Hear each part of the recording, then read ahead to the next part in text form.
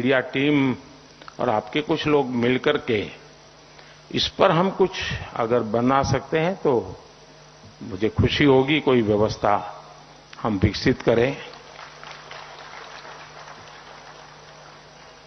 साथियों, ये माहौल इन दिनों इतना विविधता भरा है और मैंने देखा है कि दीपावली के पर्व में रसोई घर भी बहुत बिजी होता है, भांति भांति की चीजें बनती है। और मैं देख रहा हूं कि इस बार खबरों के रसोई जो है उसमें भी भरपूर मसाला है क्योंकि 5 राज्य तो आपके हाथ में है ही है। वर्ल्ड कप भी है और आप में से कुछ लोगों को संकट की घड़ी में भी जाना पड़ा है, रिपोर्टिंग के लिए युद्ध भूमि में जाना पड़ा है। तो मसाला भरपूर है जी, लेकिन उस सोशल मीडिया भी एक नया मसालेदार आपको परोसता रहता है, तो उसके कारण आपके जो रिपोर्टर्स हैं उनके लिए मुसीबत बहुत बढ़ गई है। वरना गांव या दूर दरार जिलों में जो रिपोर्टर थे वही आपके लिए अल्टीमेट वर्ड था उनका, क्योंकि उनने जो भेजा तो आप मानते थे यार अपना आदमी है, सही बताया होगा। लेकिन उसी समय एक सोशल मीडिया में नजर पड़ता है उस डिस्ट्रिक्ट से खबर आई है, नहीं यार ये नहीं है वो है, तो फिर आप उसको कहते हैं यार तू क्या भेजता है, तो प्रेशर उसका बढ़ रहा है। और मैंने देखा है कि काफी मीडिया हाउस के लिए एफिशिएंसी इसलिए भी बढ़ रही है कि सोशल मीडिया की मदद से वो डिस्ट्रिक्ट लेवल की चीजों को वेरीफाई कर रहा है। एक बड़ा बदलाव नजर आ रहा है और मुझे पक्का विश्वास है कि ये बदलते हुए खास करके टेक्नोलॉजी की दुनिया है, उसका प्रभाव बहुत तेजी से हमारी सभी व्यवस्थाओं में बढ़ गया। 2-3 चीजें हैं जिस पर मैं आपकी मदद चाहता हूं और मैं आशा करता हूं कि, और मदद इसलिए चाहता हूं, मदद कोई किसी से इसलिए मांगता है कि जब पता है कि मदद मिलेगी। वो ऐसे ही सोने की जाल कोई पानी में नहीं डालता है और मैं तो नहीं डालता हूं। और मेरा भरोसा इसलिए है कि स्वच्छता का अभियान जो है उसको जिस प्रकार से मीडिया ने उसको तवज्जो दी, चाहे वो प्रिंट हो चाहे वो इलेक्ट्रॉनिक मीडिया हो, एक प्रकार से उसको हर एक ने अपना काम माना और उसमें कभी पूर्ण विराम नहीं आने दिया। उसको उसमें नए रंग भरते गए, उसमें लगातार उस व्यवस्था को, उस आंदोलन को, उस भावना को प्राणवान बनाया है। और इसके लिए मैं जब भी मौका मिलता है मैं मीडिया जगत का अभिनंदन करता हूं, धन्यवाद करता हूं।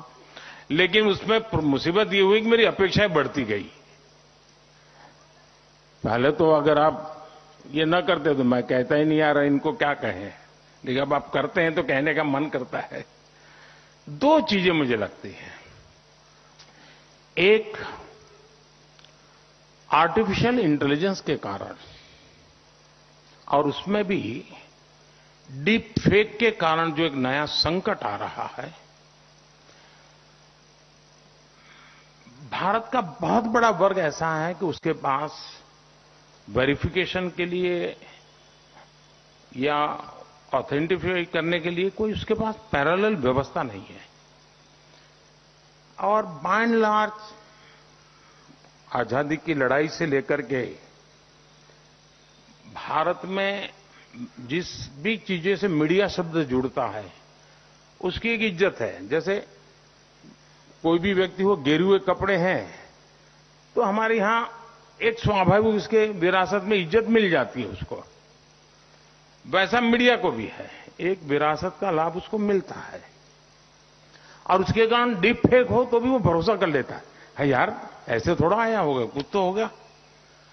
और ये बहुत बड़े संकट की तरफ जाएगा समाज में, और शायद वो असंतोष की आग भी बहुत तेजी से फैला सकता है। समाज जीवन की व्यवस्थाओं को, और ये बहुत मुश्किल काम होता है जी, बहुत मुश्किल काम होता है।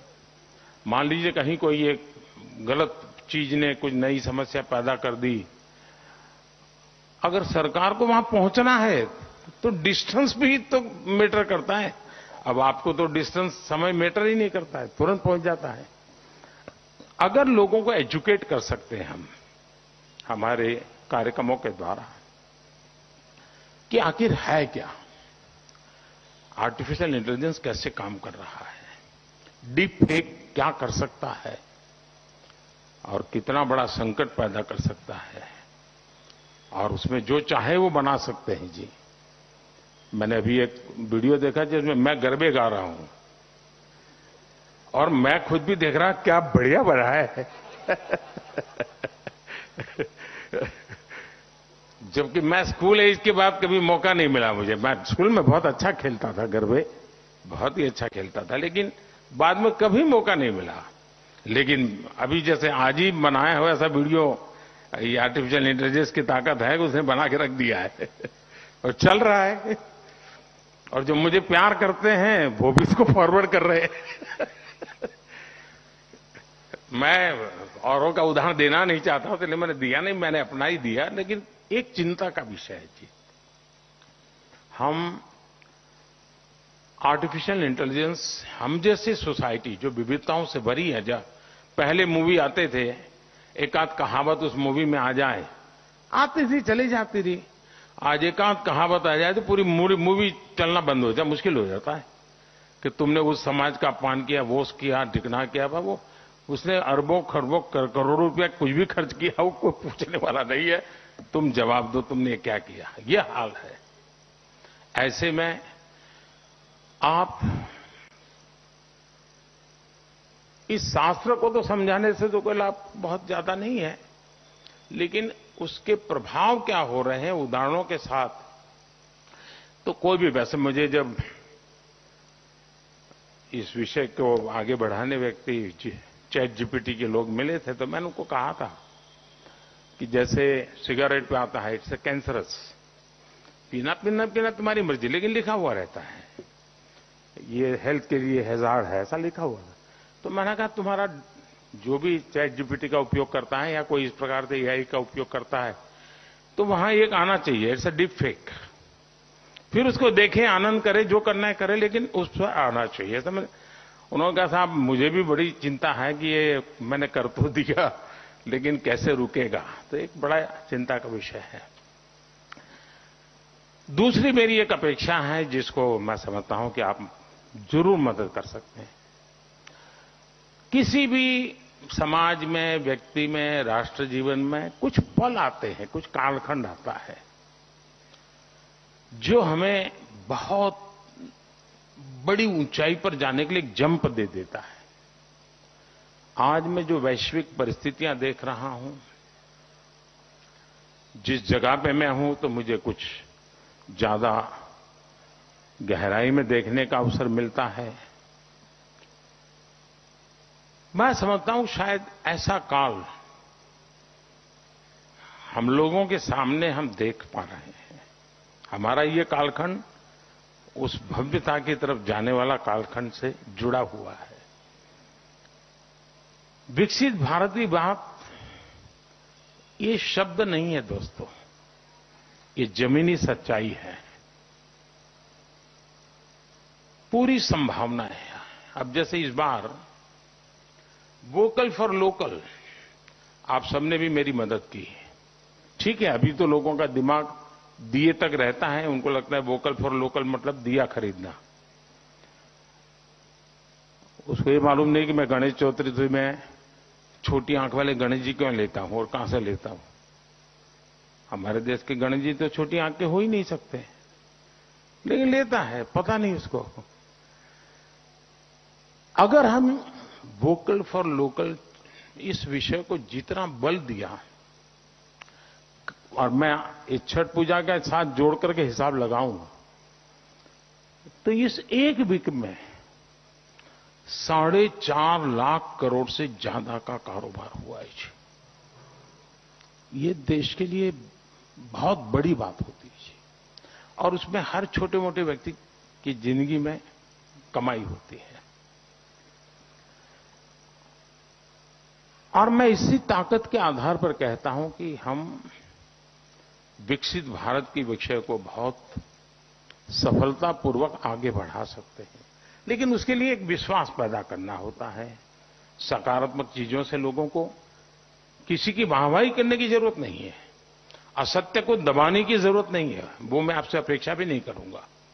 लेकिन जो चीजों में सामर्थ्य है, जो देश को आगे बढ़ा सकते हैं, ऐसी चीजों को हम बल दे सकते हैं। और ये भी सही है कि विकास, आर्थिक बाबतें, ये अब केंद्र में रहने वाली हैं आने वाले 25 साल तक, क्योंकि विश्व भी हमारा मूल्यांकन उस बात पर कर रहा है। और इन दिनों जहां हम हैं और जिस प्रकार से बढ़ रहे हैं, विश्व इसको स्वीकार कर रहा है। मैं अभी आपके बीच आया हूं, लेकिन मैं चुनाव के मैदान से नहीं आया, मैं ग्लोबल साउथ समिट में से आया हूं।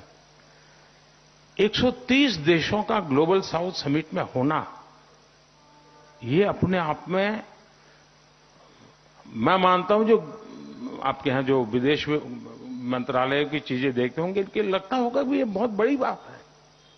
यानी कुछ तो है जिसके कारण ये हो रहा है। हम 2047 विकसित भारत का मिजाज, अब देखिए दांडी यात्रा, भारत का मीडिया का ध्यान बहुत कम गया था। महात्मा गांधी जब भारत में उस समय जो भी मीडिया पैदा हुआ था, वो सिर्फ आजादी की लड़ाई के लिए पैदा हुआ था, वो अंग्रेजों के खिलाफ जंग के लिए तैयार हुआ था। लेकिन उसके बावजूद भी उसको दांडी यात्रा की ताकत नजर नहीं आई थी।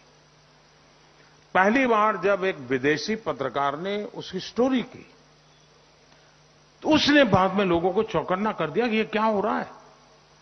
वरना लगता यही था कि यार एक छोटे से रूट पर 250 लोग चल रहे हैं और एक चुटकी भर नमक उठा के होना क्या है।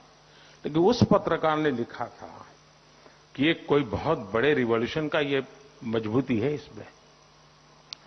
और उसके बाद हिंदुस्तान के मीडिया ने भी उस चीज को, और वो एक ऐसा टर्निंग पॉइंट बन गया कि जिसने देश को विश्वास पैदा कर दिया कि अब आजादी लेके रहेंगे।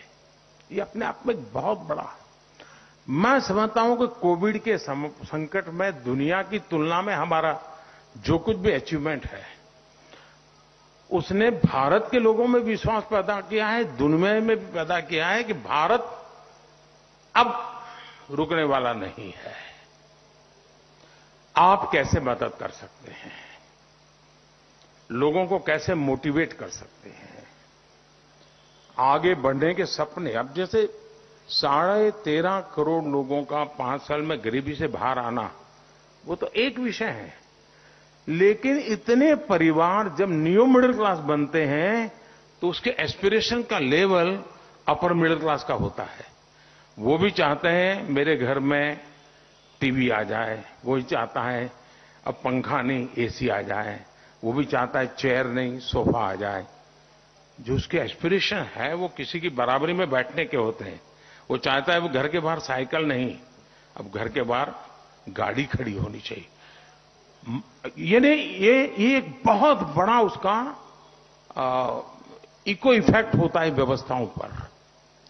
और वो इसको मैं मानता हूं आज जो इस दिवाली में इतना बड़ा मार्केट, उसके पीछे एक कारण ये एस्पिरेशनल सोसाइटी है जो बहुत तेजी से बराबरी करना चाहती है।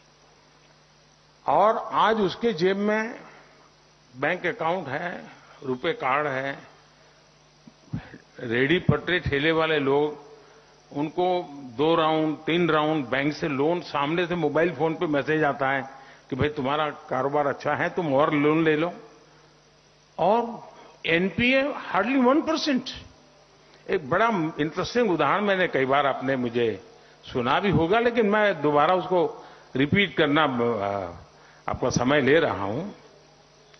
मैं मध्य प्रदेश में शहडोल क्षेत्र में गया था। 2 चीजें मुझे बड़ी ही इंस्पायर कर गई। एक तो मेरा कार्यक्रम था, मैं एक आदिवासी गांव में समय बिताना चाहता था, तो मैं शहडोल के पास गया था। तो वहां जो विमेन सेल्फ हेल्प ग्रुप है, उसकी कुछ बहनों को उन्होंने बुलाया था और कुछ यूथ को बुलाया था।